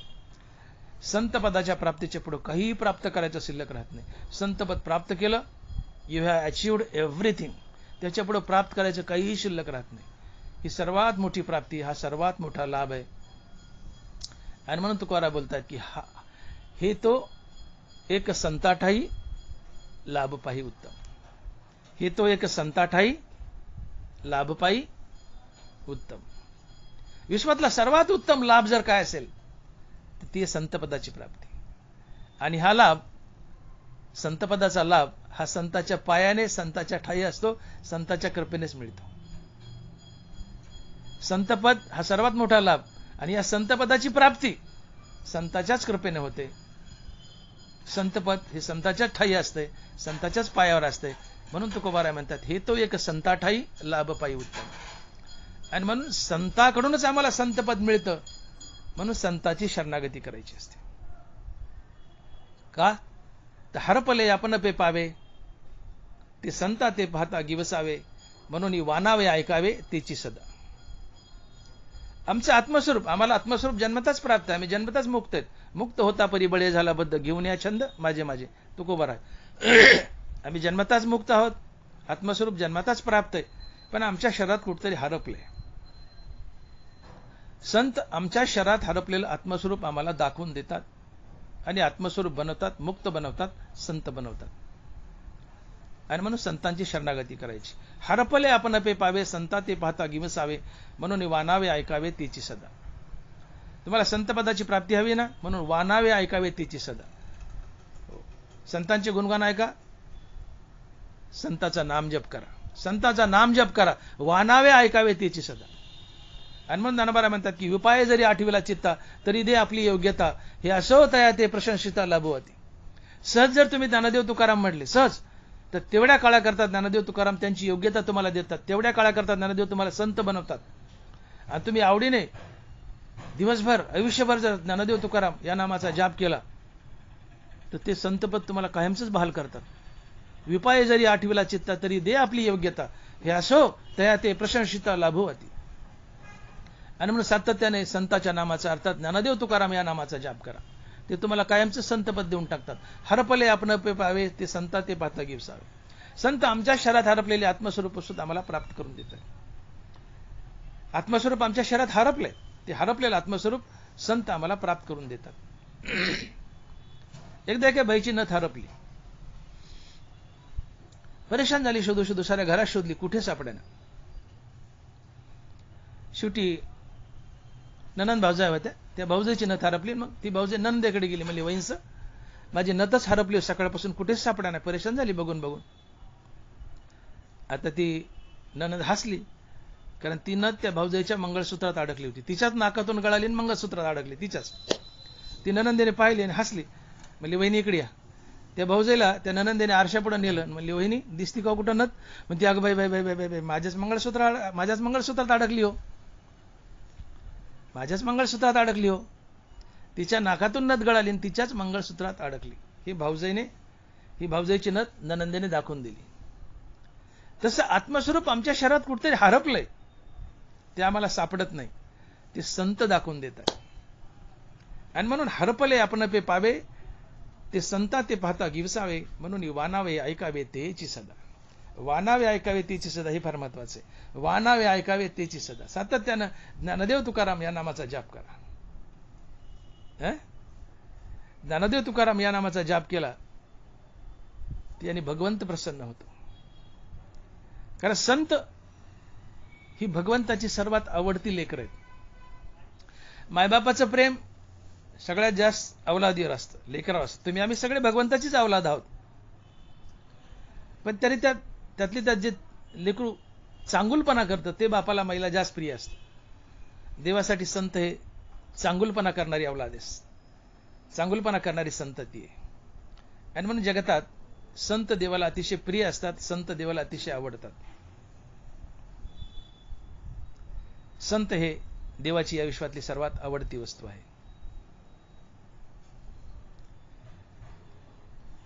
एकदा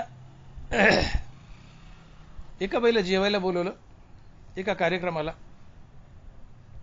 आता आई गेली, म्हणले लेकरू मागं जाणारच. आईच्या मागं लेकरू धावतच. लेकरू आईसोबत जेवायला गेलं. पण ते जरा चिकट माणसाचं घर होतं. ते म्हणले नाही फक्त सुहासिनच बाई जेवायला बसेल, लेकरवाळं कोणी अलाउड नाहीत, ते लेकराला वापस पाठव. ती बाईला एकटीला ठेवून घेतलं, लेकराला वापस हाकवलं. आता लेकरू ताटावून वापस हाकलं आणि बाईला जेव म्हणलं तर बाईच्या घशाखाली घास उतरल का? कोणत्या बाईला आवडेल? लेकराला ताटावून हाकलून दिले, लेकरू उपाशी बाई जेवायली, बाईला जेव वाटेल का?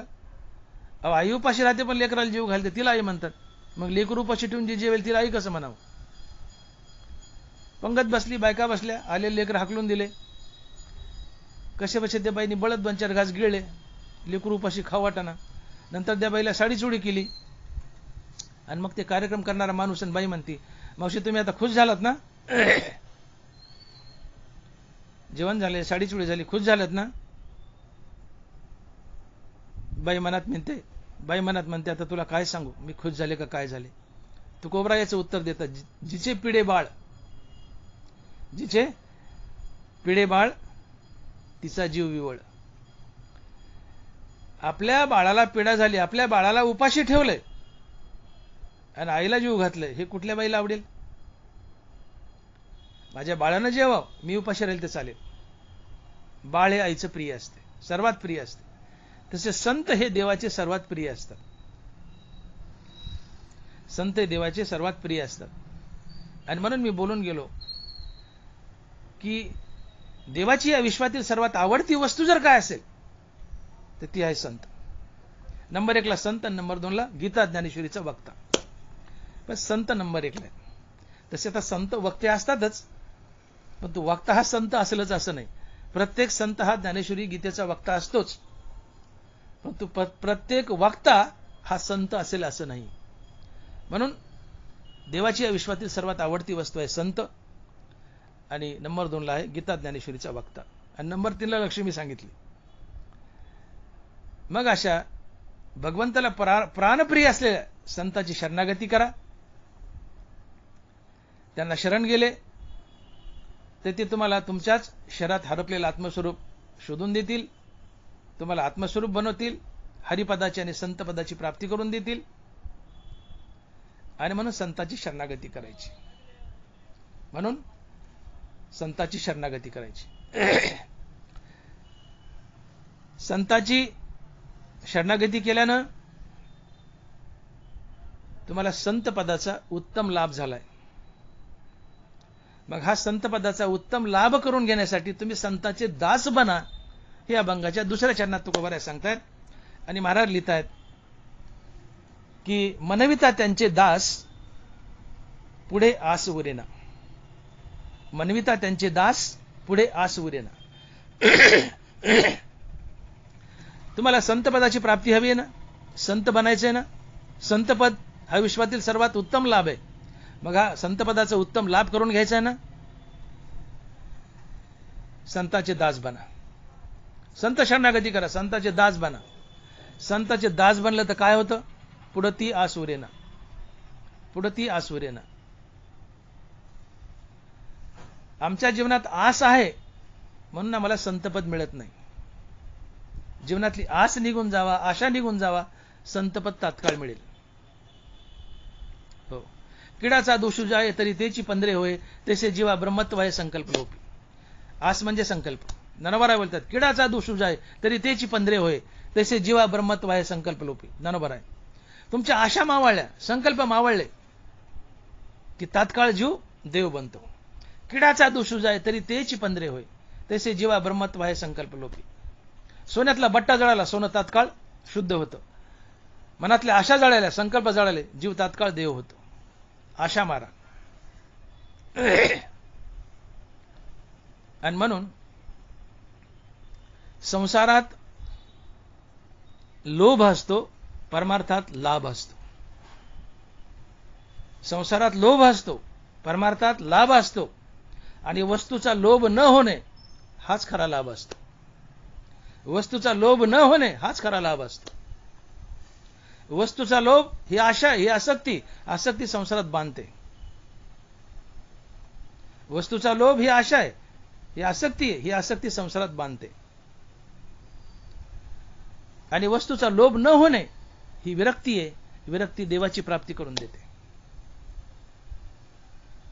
आणि म्हणून आशा मारा, लोभ मारा. आणि म्हणून मी बोललो की संसारात लोभ असतो, परमार्थात लाभ असतो. वस्तूचा लोभ न होणे हाच लाभ असतो.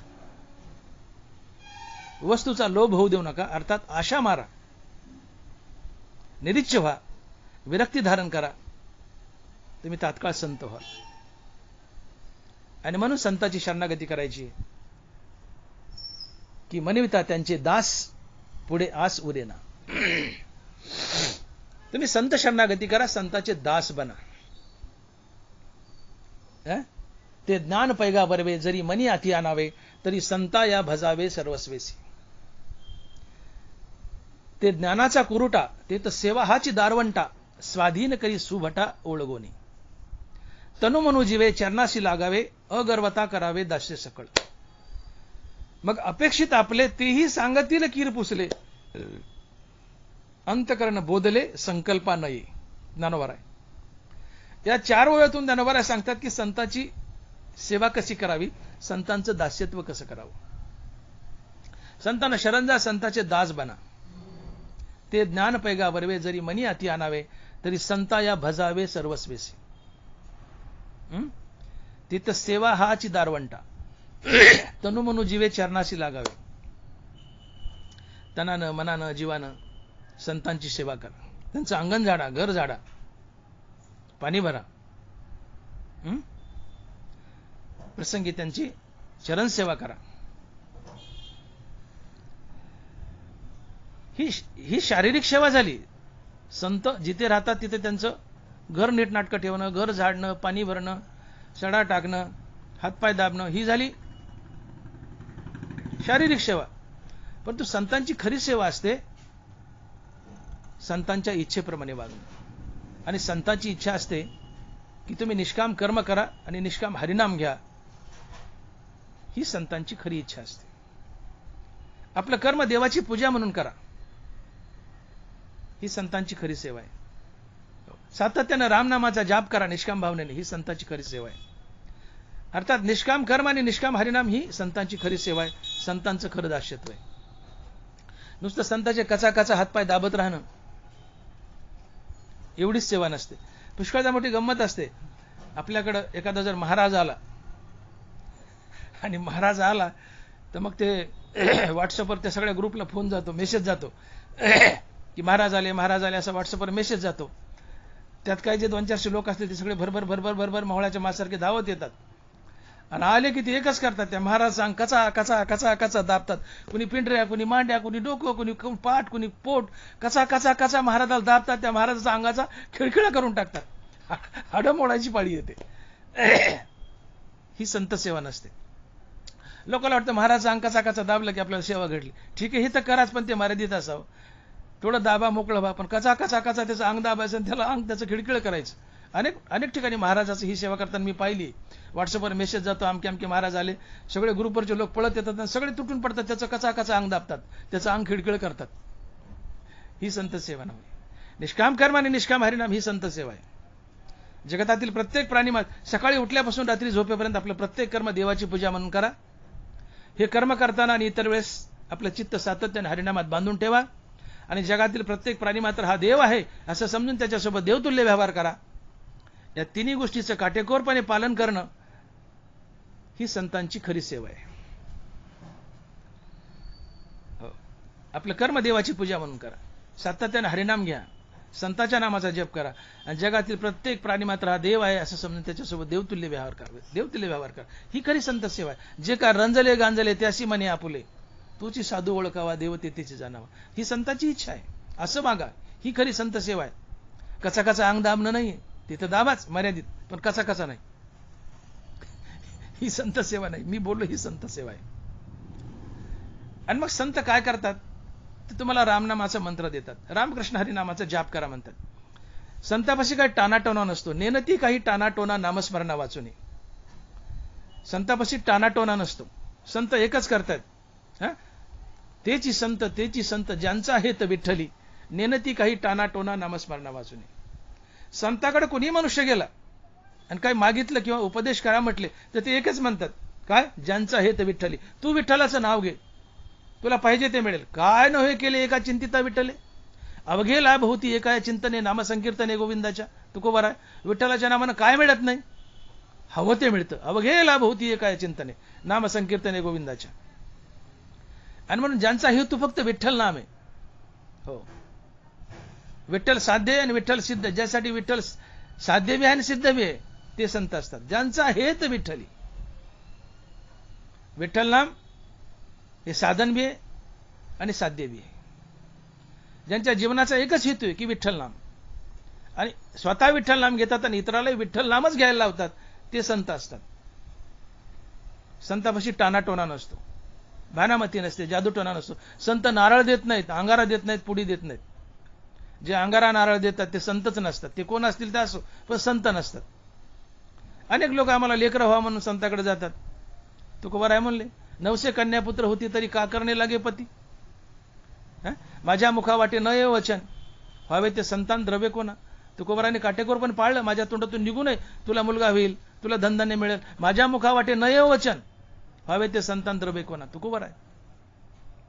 खरा संत कुणाला मुलं व्हावं, धनधान्य मिळावं असला आशीर्वाद देत नाही. ते म्हणतात तू रामनाम घे, तू विठ्ठल नाम घे, विठ्ठल नामान तुला सगळं मिळेल. एका विठ्ठल नामे सर्व वाटले. विठ्ठल नामान तुला मिळेल, मी देत नाही, तुलाच मिळेल. विठ्ठल नाम घे. हो, पण विठ्ठल नाम सोडून बाकीचा जो बुवाबाजीचा धंदा करतात लोक, ते संत नसतातच. ते कोण आहेत, ते कोणी असो, मला सांगायचं नाही ते कोण आहेत, पण ते संत नसतात. संत कधी नारळ देत नाहीत, पुडी देत नाहीत, अंगारा देत नाहीत, दुरी नाही, गंडा नाही, तावीत नाही, काही नाही. 10 माणसं जर आले मला लेकरू नाही मग संताकडे नारळ दिलं, त्यातले 10च्या 10 नपुंसक नसतात. असतील 4-2 नपुंसक, 4-2 चांगले असतात, पण बायकोला पिसीउडी असतो, जाड असते, कुणाला डायबिटीस असतो, काही बाईची पाळी वेळ येत नाही, ज्याला पिसीउडी काय अन्यान्य कारण आहेत. हे वैद्यकीय शास्त्र आहे, पिसीउडी वगैरे हा शब्द. कुणाचा काही कारणामुळे सिमेंट काउंट कमी असतो, नंतर वाढतो. कुणाच्या मनात भय लपलेला असतं. सगळेच नपुंसक नसतात, प्रयत्नानं लेकरं होऊन जातात. पण श्रेय मिळतं या महाराजाच्या नारळाला. माझं नारळ दिलं म्हणून लेकरू झालं, आणि तोही म्हणतो महाराजाच्या नारळाने लेकरू झालं. तुकोबाराय म्हणले, 900 कन्यापुत्र होती तरी का करणे लागे पती. तुला जर लेकर बाळ 900च होत आहेत तर नवरा कशाला केलास. महाराजाच्या नारळाने लेकरू होतात, नवरा कशाला करते. स्वच्छता आहे बोलण्यात महाराजाची, अंधश्रद्धा नाही, स्वच्छता आहे. आणि म्हणून महाराज म्हणले की माझ्या मुखावाटी न ये वचन, व्हावे ते संतान द्रव्य कोण. संतांचं दास्यता करा, संत शरणागती करा. संत काय करतात तुम्हाला म्हणतात, रामनामाचा जाप करा, विठ्ठल नामाचा जाप करा. त्यांनी काय होईल? तुमची आशा जाईल, तुम्ही निरीच्छ व्हाल, तुम्ही विरक्त व्हाल. मनविता त्यांचे दास पुढे आसवर येणार. तुम्ही संत नामाचा जाप केला, ज्ञानदेव तुकाराम किंवा रामकृष्ण हरी हा जाप केला तर तुमच्या आशा मरतात, इच्छा मरतात, तुम्ही निरीच्छ होतात. नामे होय जे विरक्त, नामे निर्मळ होय चित्त, नामे साधे गुणातीत, नामे निर्मुक्त भवपाश. नाथ महाराज, नामे होय जे विरक्त. संत तुम्हाला नाम घ्यायला लावतात भगवंताचं. नामाने जीवनात विवेक वैराग्य येतो. विवेक वैराग्य आलं की श्री गुरुच्या कृपेने, संत हा श्री गुरुच असतो, त्याच्या कृपेने तुम्हाला आत्मज्ञान होतं, ते तुम्हाला मुक्त करतात, हरिपद देतात, त्याच्याही पुढचं संतपद देतात. हे तो एक संताठाई लाभ पायी उत्तम झाला. उत्तम लाभ. संताचे दास व्हा, ते तुम्हाला रामनाम घ्यायला लावतील. फक्त रामनाम, नेनती काही टानाटोना, नामस्मरणा वाचून. संतापाशी टानाटोना इतर गोष्टी नसतातच, फक्त नामस्मरण. आणि नामाशिवाय इतर काय सांगतात ते संतच नसतात. संत फक्त नाम घ्यायला लावतो. नामस्मरणाने विवेक वैराग्य. संत स्वतः श्री गुरु आहे, तो आत्मज्ञान देईल, तुम्हाला मोक्ष देईल, तो मुक्त करेल, हरिपद मिळेल, संतपद मिळेल. तुम्हाला संतपदाचा उत्तम लाभ झाला. हे तो एक संताठाई लाभ पायी उत्तम. मनविता त्यांचे दास पुढे आसवर येणार. संताची शरणागती करा, तुमच्या आशा मरतील, तुम्ही निरीच्छ व्हाल. आणि निरीच्छ झालं, वैराग्य आलं की तात्काळ तुम्हाला तो महात्मा, तो संतच तुम्हाला संत बनवतो. आशा मारा. आशा मोठ्या विचित्र असतात. जीवनामध्ये आम्हाला अनेक आशा आहेत. बघा तुम्ही, ज्याच्यापाशी लाख रुपये त्याला वाटते कोटी व्हावे, ज्याच्यापाशी कोटी त्याला वाटतं अब्ज व्हावे. आशा कधी संपत नाहीत. आमदारला वाटतं खासदार व्हावं, नाही खासदार तर मग कमीत कमी मंत्री व्हावं, पुढे मुख्यमंत्री व्हावं, पुढे पंतप्रधान व्हावं. आशा संपत नाहीत. इच्छेला तळ नसतो, आशेला तळ नसतो, ते अगणित असतात. इंद्राला वाटतं ब्रह्मदेव व्हावं, ब्रह्मदेवाला वाटतं महादेव व्हावं, महादेवाला वाटतं नारायणदेव व्हावं, अर्थात विष्णू व्हावं. एंडलेस आहे. आणि मिळेलच असं नाही सांगत का कल्लालाटीचे लिहिले न मोडे का काही केले. कपाळाला लिहिलं असलं सटवीन तर मिळेल. बरोबर आहे बोलले. कल्लालाटीचे लिहिलं असलं कपाळाला तर मिळेल, आणि तर कसं मिळेल? ते नशिबात लागतं. प्रत्येक गोष्ट नशिबाने घ्यावी लागतं.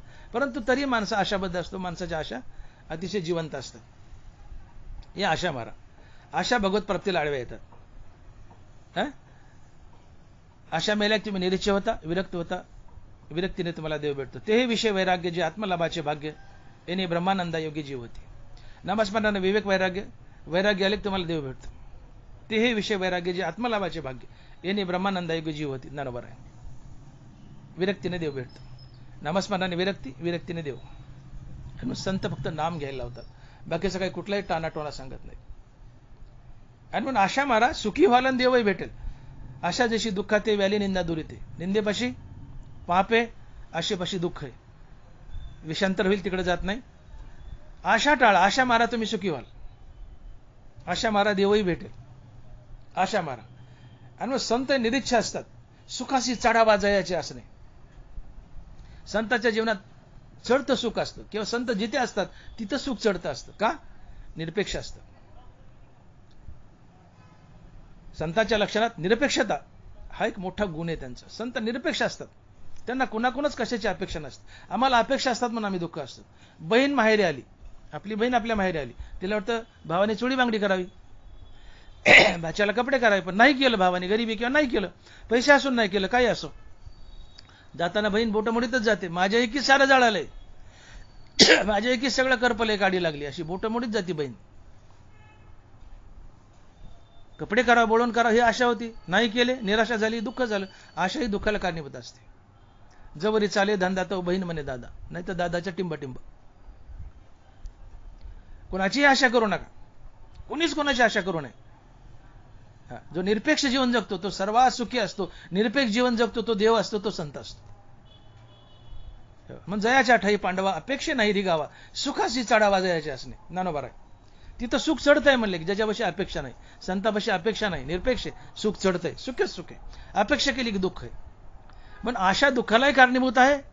ती मारा, सुखी व्हाल, आणि देवही भेटेल, मुक्त व्हाल, संतपदाची प्राप्ती होईल, उत्तम लाभ होईल. मग आशा कशी मारायची? मनविता त्यांचे दास पुढे आसवर येणार. संताचे दास म्हणून घ्या. संत तुम्हाला नाम मंत्र देतील, हरिनाम घ्यायला लावतील, विवेक वैराग्य होईल, वैराग्याने देव भेटेल. वैराग्य आलं म्हणजेच आशा मेल्या, आशा मेल्या म्हणजे वैराग्य आलं, वैराग्याला देव भेटेल. मनविता त्यांचे दास पुढे आसवरेना. संताचं दास झालं, संताचं दास बनलं की आशा मरतात, वैराग्य येतं, वैराग्याने देव भेटतं. मग एकदा तुम्ही संत बनले, एकदा तुम्ही संत बनले, संत कृपेने संत बनलेत, हा मुद्दा लक्षात घ्या. तुम्ही संत कृपेने संत बनलेत. संत पदाची प्राप्ती ही सर्वात उत्तम प्राप्ती आहे. ही उत्तम संत पदाची प्राप्ती तुम्ही संताच्या कृपेने केली आहे. तुम्ही संतांना शरण गेले, त्यांचे दास झाले, आणि संताचे दास झाल्यामुळे त्यांनी तुम्हाला नाममंत्र दिलाय, रामकृष्ण हरी जाप करायला लावलाय. त्यातून तुम्हाला विवेक वैराग्याची प्राप्ती झाली, आशा गेल्या, निरीक्षे झाले, आणि या वैराग्याने देव तुम्हाला प्राप्त झाला, संत पदाची प्राप्ती झाली. मग हे सर्वात उत्तम असलेलं संतपद जे संतांनी तुम्हाला बहाल केलंय, ही संताची तुमच्यावर कृपा असते. आणि तुकोबरा याला कृपादान म्हणतात. आणि या अभंगाच्या 3ऱ्या चरणात कृपादान केले संती कल्पांतीही सरेना. संतांनी तुम्हाला दान केले, कशाचं? संतपदाचं. कृपादान केले संती कल्पांतीही सरेना. असं संतानं तुम्हाला जे संतपदाचं दान केले, ते असं दान आहे की ते एक कल्प काय, कुठल्याच कल्पात कधीच संपत नाही, कधीच मरत नाही, कधीच सरत नाही. कृपादान केले संती कल्पांतीही सरेना. अर्थात तुम्हाला संतपदाची प्राप्ती झाली की हे संतपद तुमच्या जीवाला, शरीराला, आत्म्याला, कशाला म्हणायचं ते म्हणा, पण हे कायमचं चिटकून असं संतपद तुम्हाला कधीही सोडत नाही. आणि म्हणून मी बोललो होतो की वस्तूची प्राप्ती व्हावी आणि तिने आम्हाला सोडू नये कधीच, हा खरा लाभ असतो. वस्तू मिळाली आणि तिने आम्हाला सोडले, हा लाभ कसा म्हणता येईल? मुलं बाळ झालेत, संपत्ती मिळाली, पण आम्ही मेलो, संपत्तीने मुलाबाळाने आम्हाला सोडलं, आम्ही एकटे पुढच्या प्रवासाला निघतो. मुलाबाळाने संपत्ती लाभ कसा होऊ शकतो? त्यांनी आम्हाला सोडले. वस्तू मिळाली पण तिने आम्हाला सोडले, हा लाभच नसतो. वस्तू मिळाली पण तिने आम्हाला कधीच सोडलं नाही, हा लाभ असतो. आणि हाच लाभ असतो, दुसरा लाभच नसतो. संतपद मिळालंय संताच्या कृपेने, ते आम्हाला कधीच सोडत नाही. म्हणून हा लाभ आहे, खरा लाभ आहे, उत्तम लाभ आहे. हे तो एक संताठाई लाभ पायी उत्तम. संतांना कृपादान केले, तुम्हाला संतपद दिले, आता ते संतपद तुम्हाला कधीही सोडत नाही. म्हणून ज्ञानोबा बोलले की देश काळ स्वभावे वेचू जाय न संभवे, ते पद माझे पावे अविनाश. देश काळ स्वभावे वेचू जाय न संभवे, ते पद माझे पावे अविनाश. कुठल्याही देशात, कुठल्याही काळात जे कधीच संपत नाही, कधीच जात नाही, आपल्याला सोडतच नाही. अर्थात तुम्ही कायमचे संत बनतात, तुमचं संतपद कधीच नाहीसं होत नाही. ही कृपा संतांनी केली आणि म्हणून तुम्ही संत झाले. हे संतपद कुठल्याच कल्पात अर्थात कधीच संपत नाही, कायमचं तुमच्या सोबत असतं. हो, आणि म्हणून हा लाभ आहे. जे आम्हाला सोडतं, वस्तू मिळाली पण तिने आम्हाला सोडले, तो लाभच नसतो. वस्तू मिळाली पण तिने आम्हाला कधीच सोडलं नाही, हा खरा लाभ असतो. संतपद मिळाले संतांच्या कृपेने, पण ते आम्हाला कधीच सोडत नाही, म्हणून हा खरा लाभ आहे, हा शुभ लाभ आहे, सर्वात मोठा लाभ आहे. आणि म्हणून कृपादान केले संती कल्पांती सरेना. एक कल्प 4,32,000 कोटी वर्षाचा असते. चौकड्या सहस्रज आहे. 4 युग गेले, 4 युग 1000 वेळेस म्हणजे एक कल्प. आणि 4 युग 43,20,000 वर्ष असतात.